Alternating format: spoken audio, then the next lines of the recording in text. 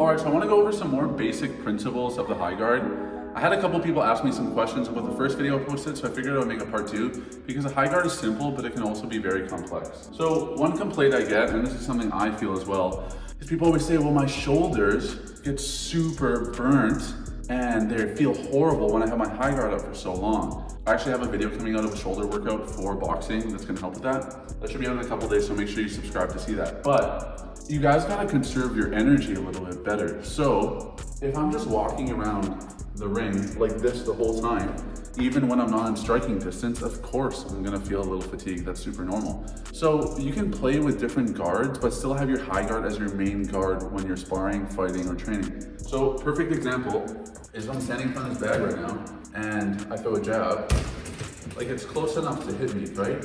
So if I have my high guard up, I can block it, right?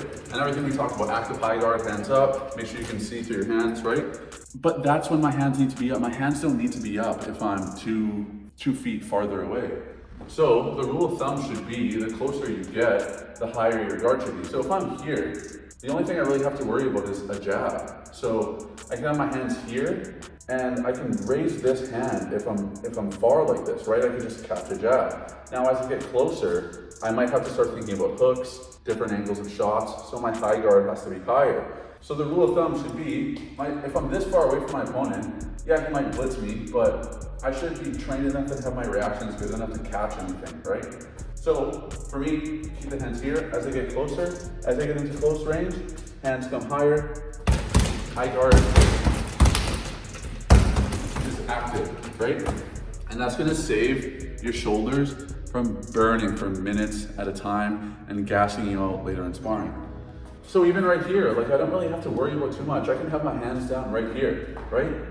I'll just pick off a jab or anything with this hand, right?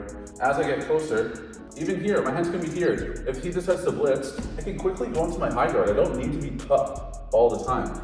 And a great example is Benavidez versus Morel. If you guys haven't seen David Benavidez versus David Morel, go watch it. It just came on YouTube maybe like a month or so ago. It's a great example of Benavidez having an active high guard that's moving up and down. Sometimes he slips into a Philly shell, but for the most part, he's countering and putting his offense off of the high guard. David Morel is literally walking around like this the entire time. And that's why later in the fight, he starts to fatigue even more. So having an active high guard, meaning this, rather than just flexing your shoulders and being like this the whole time, is gonna save you so much in sparring in a fight. So make sure you're not just walking around like this the whole time. This is pointless. Like if my opponent's on the other side of the ring, why do I have to have my hands this high? Obviously have them high enough that you can bring them high. Like I can have him here and still see how fast I can bring them up, right? So David Morel was just walking at Benavidez like this the whole time, and he's not an active high guard at all. He's just catching shots the whole time. So you don't have to have your hands super high in a high guard the whole time. You can have them low, and as you get closer, you can bring them higher. David Morel versus David Benavidez is a great example of that. And that's why David Benavidez was able to chip away at David Morel and beat him later in the fight.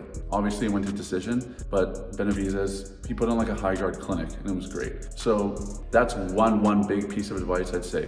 Don't have your hands too high at all times. But anyways, guys, I post way more content like this. If you guys want to learn more about high guard, if you want to learn how to get more power, if you want to learn anything, comment down below. Let me know what you want me to go over. And I post training vlogs every single week, so check those out, and I'll see you in the next video. Thanks for watching.